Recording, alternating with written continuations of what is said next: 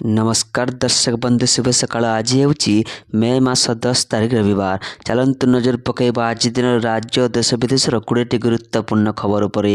ता पूर्व जदि आपण चैनल नुआ करी अछंती तेबे भिडियोटी को गोटे लाइक और शेयर करबा सह चैनल को सब्सक्राइब कर आपण केउ जिल्लार भिडियो को देखुचंती ताहा जणांतु। आजिर प्रथम खबर आसंता 11 रु पुणी रत्न अलंकार गणति मणति कार्य।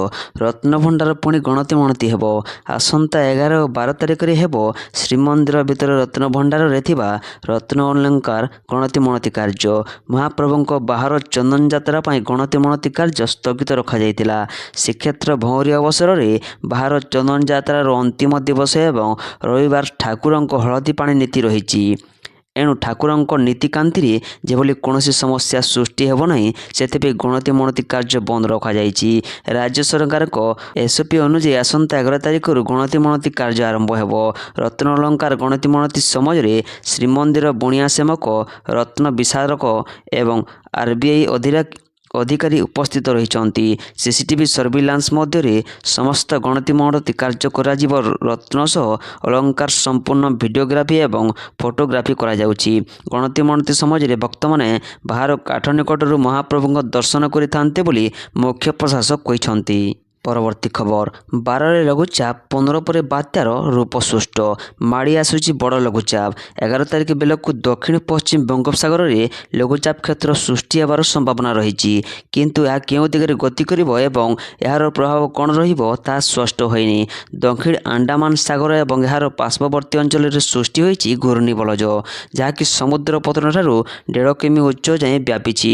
घूर्णिबलयटी आहरी घनीभूत होई 12 रु 13 तारिख बेलू लघुचाप परिणत हेबा नहीं आकलन करिछि पाणीपाग विभाग। परवर्ती समय अधिक घनीभूत होई अवपातर रूप नेब संभावना रही। सेपटे 15 तारिख पर बात्यार रूप स्पष्ट जना पड़िबो।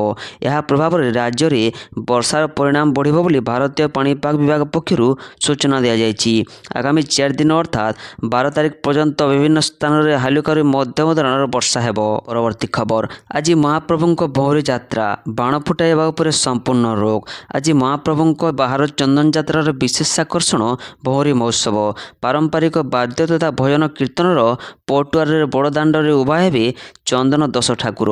ठाकुरଙ୍କ यात्रा पाई श्रीमंदिर प्रशासन द्वारा नीति धार्य होइछि। अपराह्न 1टारे जात भोग सरिले 2टारे चंदन को ठाकुरे विजे हेबे। परवर्ती खबर अग्नि क्षेपणास्त्रर सफल परीक्षण। भारतर प्रतिरक्षा विभाग देशर सुरक्षा रणनैतिक क्षमतार आउ एक ऐतिहासिक सफलता हासिल करिछि। एही क्रमरे ओडिशा उपकूलर डॉक्टर एपीजे अब्दुल कलाम द्वीपरू multiple independently target re entry vehicle रो उन्नत अग्नि क्षेपणास्त्रर सफल परीक्षण करा जायछि। साधारणतः गोटे मिसाइल गोटे लक्ष्य भेद करिथाए किंतु MIRV युक्त अग्नि मिसाइल विशेषत्व रही। एही गोटे मिसाइल आकाश को जीवा परे एथिरे बाहरुथिबा एकाधिक परमाणु युद्धास्त्र 100 किलोमीटर दूर रे थिबा अलगा अलगा शत्रु शिविर को एका सांगरे ध्वंस करि परिबो। एही मिसाइल को अटकाइबार शत्रुता एंटी बैलिस्टिक मिसाइल सिस्टम पाई प्राय असंभव। एही सफलता सह भारत एवं अमेरिका रूस चीन एवं फ्रांस भली अति सीमित देशों क्लब रे सामिल होइछि। परवर्ती खबर बालियंता मॉब लिंचिंग घटना क्राइम ब्रांच तदंत पर मुख्यमंत्री निर्देश। आज संध्यार लोकसेवा भवन में मुख्यमंत्री श्री मोहन माझी अध्यक्षत भुवनेश्वर बालियंता अंचल होइतिबा भिड़ हत्या बा मॉब लिंचिंग घटना उपर संपर्क एक उच्चस्तरीय बैठक अनुष्ठित हो जाइछि। घटना संपर्क में सविस्तृत आलोचना करने पर क्राइम ब्रांच द्वारा यह घटना सठिक पुंखानुपुंखा जांच करी दोषी विरुद्ध दृढ़ कार्यानुष्ठान नेबापी मुख्यमंत्री निर्देश देइछन्ति। परवर्ती खबर 18 तारिख जाए तातीर मिलबनी त्राही एसबू जिले में जालिब बढ़ बात्या आशंका। दक्षिण अंडमान सागर और ता आखपाख अंचल सृष्टि होइछि घूर्णिबलय। आसंता 12 तारिख बेलू लघुचापर रूप नेब किंतु यार दिग बंगोपसागर पटकू हेब ताहा स्पष्ट नाही। वर्तमान यार दिग तमिलनाडु पटकू रहुथिबा पूर्वानुमान करा जायछि। यार प्रभाव रे राज्य में बढ़िब ताती। दक्षिण अंडमान सागर में सिस्टम जो राज्य में पारद बढ़िब। 13 तारिख परठारू तापमात्रा वृद्धि पाउथिबा बेले 14 15 तारिख में आभ्यंतरण ओडिशा रे तापमात्रा 42ରୁ 45 ଡିଗ୍ରୀ ହେବାର ସମ୍ଭାବନା ରହିଛି। 16ରୁ 18 ମଧ୍ୟରେ ଉପକୂଳ ଓଡ଼ିଶାରେ ମଧ୍ୟ ପାରଦ ବଢ଼ିବ। ଅସହନୀୟ ଗୁଳୁଗୁଳି ଓ ଗରମ ଅନୁଭବ କରିବେ ଲୋକେ। 18 ତାରିଖ ପର୍ଯ୍ୟନ୍ତ ତାତି ରହିବ। ପରବର୍ତ୍ତୀ ଖବର, ଶପଥ ନେଲେ ଶୁଭେନ୍ଦୁ ଅଧିକାରୀ। ସମାରୋହରେ ଉପସ୍ଥିତ ହେଲେ ପ୍ରଧାନମନ୍ତ୍ରୀ ମୋଦି। ହଜାର ହଜାର ଲୋକଙ୍କ ଉପସ୍ଥିତିରେ କୋଲକାତାର ବ୍ରିଗେଡ୍ ପରେଡ୍ ଗ୍ରାଉଣ୍ଡରେ ଶପଥ ନେଲେ ଶୁଭେନ୍ଦୁ ଅଧିକାରୀ। ବେଙ୍ଗଲର ପ୍ରଥମ ମୁଖ୍ୟମନ୍ତ୍ରୀ ଭାବେ ଶପଥ ଗ୍ରହଣ କଲେ ଶୁଭେନ୍ଦୁ ଅଧିକାରୀ। ପଦ ଏବଂ ଗୋପନୀୟତାର ଶପଥ ପାଠ କରାଇଲେ ରାଜ୍ୟପାଳ। ବ୍ରିଗେଡ୍ ପରେଡ୍ ଗ୍ରାଉଣ୍ଡରେ ଆୟୋଜିତ ଶପଥ ଗ୍ରହଣ ଉତ୍ସବରେ ଶୁଭେନ୍ଦୁ ଅଧିକାରୀଙ୍କ ବ୍ୟତୀତ ଦିଲ୍ଲୀପ ଘୋଷ, ଅଗ୍ନିମିତ୍ର ପାଲ, ଅଶୋକ କାର୍ତେନିଆ, ଖୁଦିରାମ ଟୁଡୁ ଏବଂ ନିଶୀଥ ପାଣିଗ୍ରାହୀଙ୍କ ପ୍ରାମାଣିତଙ୍କ ସମେତ ଅନ୍ୟ 5 ଜଣ ନେତା ମଧ୍ୟ ଶପଥ ଗ୍ରହଣ କରିଛନ୍ତି। ପରବର୍ତ୍ତୀ ଖବର, କଳାହାଣ୍ଡି ଜିଲ୍ଲାରେ ରେଳ ସେବାର ସମ୍ପ୍ରସାରଣ ହେବ। ନିକଟରେ ରାଜ୍ୟସଭାକୁ ମନୋନୀତ ହୋଇଥିବା ସାଂସଦ ସୁଜିତ କୁମାର ଆଜି ମାନ୍ୟବର କେନ୍ଦ୍ର ରେଳମନ୍ତ୍ରୀ ଅଶ୍ୱିନୀ ବୈଷ୍ଣବଙ୍କୁ ଭେଟି ଓଡ଼ିଶାରେ ରେଳ ଭିତ୍ତିଭୂମିର ପରିବର୍ତ୍ତନ ପାଇଁ ଏକ ବ୍ୟାପକ ଯୋଜନା ଦାଖଲ କରିଛନ୍ତି। ଏହି ଅବିଭକ୍ତ କୋରାପୁଟ ଜିଲ୍ଲାରେ ପ୍ରାଥମିକତା ରେଳ ପ୍ରକଳ୍ପ ବିଷୟରେ ଆଲୋଚନା କରିଛନ୍ତି। ଏହି ସାକ୍ଷାତକାରରେ ଓଡ଼ିଶାର ବିଶେଷ କରି କଳାହାଣ୍ଡି ଜିଲ୍ଲାର ବିଭିନ୍ନ ରେଳ ଭିତ୍ତିଭୂମି ବିକାଶ ଓ ପ୍ରକଳ୍ପ ସମ୍ପର୍କରେ ଆଲୋଚନା ହୋଇଥିବା ସୂଚନା ମିଳିଛି। ପରବର୍ତ୍ତୀ ଖବର, ବ୍ୟାରିକେଡ୍ ହଟିବ ନବୀନ ନିବାସର ଆଗରୁ। ପୁରୁଣା ଏୟାରପୋର୍ଟ ରୋଡରେ ଥିବା ପୂର୍ବତନ ମୁଖ୍ୟମନ୍ତ୍ରୀ ନବୀନ ପଟ୍ଟନାୟକଙ୍କ ବାସଭବନ ନବୀନ ନିବାସ ସାମ୍ନାରେ କରାଯାଇଥିବା ବ୍ୟାରିକେଡ୍କୁ ନେଇ ବଡ଼ ବିବାଦ। ରାସ୍ତା ଉପରେ ବ୍ୟାରିକେଡ୍ କରି ସର୍ବସାଧାରଣଙ୍କ ଯାତାୟାତରେ ବାଧା ସୃଷ୍ଟି କରାଯାଇଥିବା ଅଭିଯୋଗକୁ ନେଇ ଓଡ଼ିଶା ହାଇକୋର୍ଟରେ ରୁଜୁ ହୋଇଥିବା ମାମଲାରେ ପ୍ରଶାସନର ନିଷ୍କ୍ରିୟତା ଉପରେ ଅସନ୍ତୋଷ ପ୍ରକାଶ କରିଛନ୍ତି ମାନ୍ୟବର କୋର୍ଟ, ଯାହାପରେ ଏବେ ତତ୍ପରତା ପ୍ରକାଶ ପାଇଛି। ଆବଶ୍ୟକୀୟ ପଦକ୍ଷେପ ପାଇଁ ଗତ ଏପ୍ରିଲ 27 ତାରିଖରେ ସାଧାରଣ ପ୍ରଶାସନ ଏବଂ ସାଧାରଣ ଅଭିଯୋଗ ବିଭାଗ ପକ୍ଷରୁ ପୂର୍ତ୍ତ ବିଭାଗକୁ ଚିଠି କରାଯାଇଥିଲା। ଆଉ ଏବେ ପୂର୍ତ୍ତ ବିଭାଗ ପକ୍ଷରୁ ଗୃହ ବିଭାଗକୁ ଚିଠି କମିଶନରେଟ୍ ପୁଲିସ ବା ଡିସିପି ଟ୍ରାଫିକଙ୍କ ମତାମତ ମଗାଯାଇଛି। ବ୍ୟାରିକେଡ୍ ହଟାଇବା ସହିତ ସୁରକ୍ଷା ଦୃଷ୍ଟିରୁ ଅନ୍ୟ କୌଣସି ଷ୍ଟ୍ରକ୍ଚର ଆବଶ୍ୟକତା ଅଛି ନା ନାହିଁ ତାହା ଜଣାଇବାକୁ କୁହାଯାଇଛି। ପରବର୍ତ୍ତୀ ଖବର, ଶୁଭେନ୍ଦୁଙ୍କ ଶପଥ ପରେ ସୋସିଆଲ ମିଡ଼ିଆ ଏକ୍ସରେ ବଦଳିଲା ମମତାଙ୍କ ପ୍ରୋଫାଇଲ। ଆଉ ଲେଖିଲେ, ପଶ୍ଚିମବଙ୍ଗରେ ଭାଜପା ନେତା ଶୁଭେନ୍ଦୁ ଅଧିକାରୀ ଶନିବାର 9 ମଇ 2024ରେ ମୁଖ୍ୟମନ୍ତ୍ରୀ ଭାବରେ ଶପଥ ନେଇଛନ୍ତି। ତେବେ ଶନିବାର ଶୁଭେନ୍ଦୁଙ୍କ ଶପଥ ଗ୍ରହଣ ପରେ ବଦଳିଛି ଟିଏମସି ମୁଖ୍ୟ ମମତା ବାନାର୍ଜୀଙ୍କ ସୋସିଆଲ ମିଡ଼ିଆ ପ୍ରୋଫାଇଲ। ଶନିବାର ଦିନ 11ଟା ପର୍ଯ୍ୟନ୍ତ ମମତାଙ୍କ ପ୍ରୋଫାଇଲରେ ପଶ୍ଚିମବଙ୍ଗର ମୁଖ୍ୟମନ୍ତ୍ରୀ ବୋଲି ରହିଥିଲା।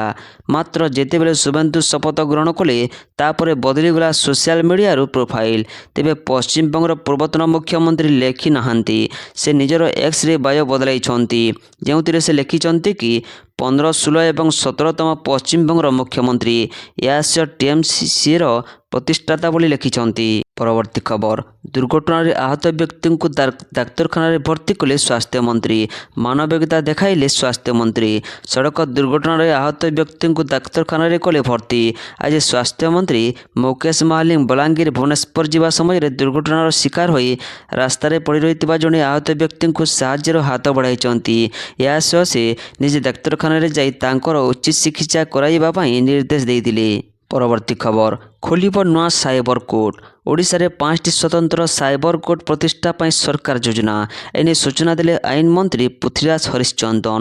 ଦିନକୁ ଦିନ ବଢ଼ିଥିବା ସାଇବର ଠକେଇ ଏବଂ ଅପରାଧ ରୋକିବା ପାଇଁ ରାଜ୍ୟ ସରକାର ଏକ ବଡ଼ ପଦକ୍ଷେପ ନେବାକୁ ଯାଉଛନ୍ତି। ଏହି ପଦକ୍ଷେପର ମୁଖ୍ୟ ଉଦ୍ଦେଶ୍ୟ ହେଉଛି ସାଇବର ଠକେଇ ମାମଲାର ଶୀଘ୍ର ନ୍ୟାୟ ପ୍ରଦାନ। ଏଥିସହ ସାଇବର ଅପରାଧୀଙ୍କ ବିରୋଧରେ କଠୋର କାର୍ଯ୍ୟାନୁଷ୍ଠାନ ଗ୍ରହଣ। ମହିଳାଙ୍କ ପାଇଁ ସ୍ୱତନ୍ତ୍ର 7ଟି କୋର୍ଟ ଖୋଲାଯିବା ନେଇ ଯୋଜନା କରାଯାଇଛି। ସାଧାରଣ କୋର୍ଟରେ ବହୁ ମାମଲା ବିଚାରାଧୀନ ଥିବାରୁ ସାଇବର ମାମଲା ଗୁଡ଼ିକରେ ବିଳମ୍ବ ହୋଇଥାଏ। ସ୍ୱତନ୍ତ୍ର କୋର୍ଟ ହେବା ଫଳରେ ମାମଲା ଗୁଡ଼ିକର ତ୍ୱରିତ ସମାଧାନ ହୋଇପାରିବ। ପରବର୍ତ୍ତୀ ଖବର, ସଂଘୀୟ ସରକାରଙ୍କ କମିଶନକୁ ଭାରତର କଡ଼ା ଜବାବ।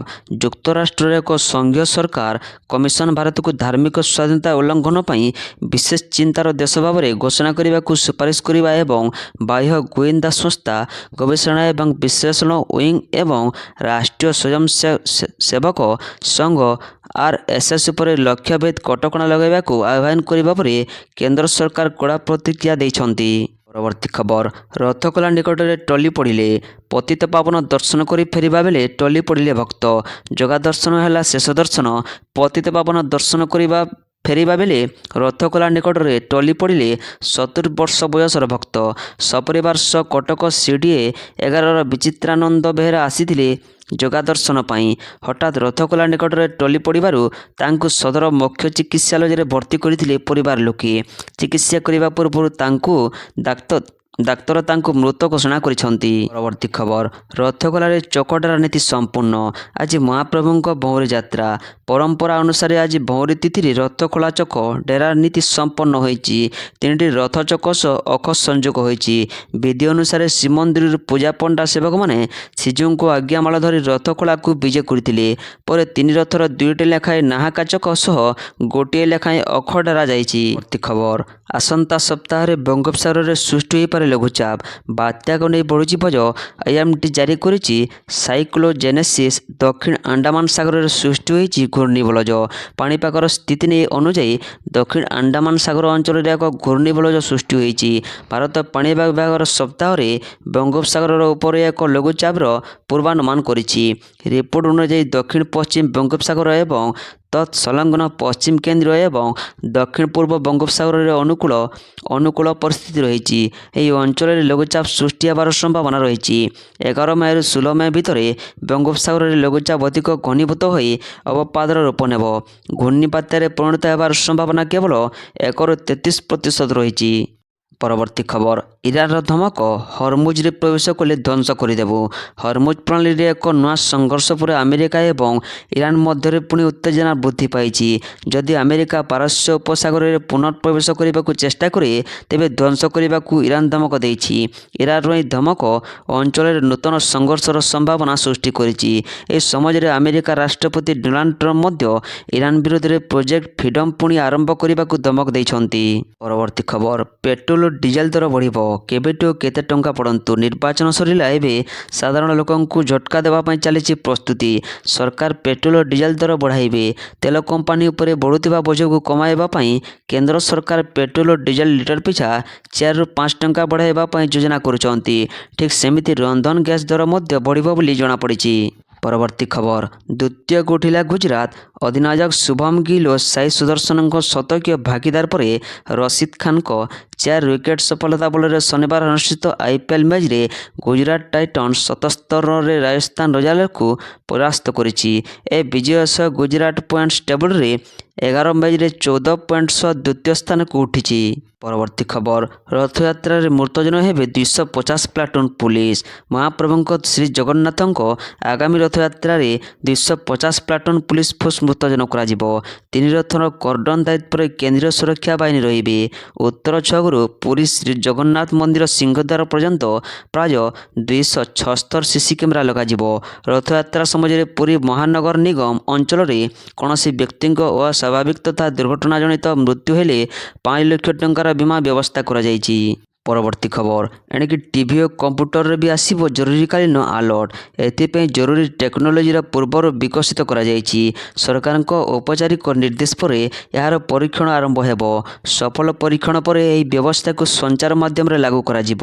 ଏହାଦ୍ୱାରା ଖରାପ ପାଣିପାଗ, ଜରୁରୀକାଳୀନ ସ୍ଥିତି ଏବଂ ଆସନ୍ନ ବିପଦକୁ ଅତି ସହଜରେ ପ୍ରସାରଣ କରାଯାଇ ଲୋକଙ୍କ ନିକଟକୁ ପଠାଯାଇପାରିବ।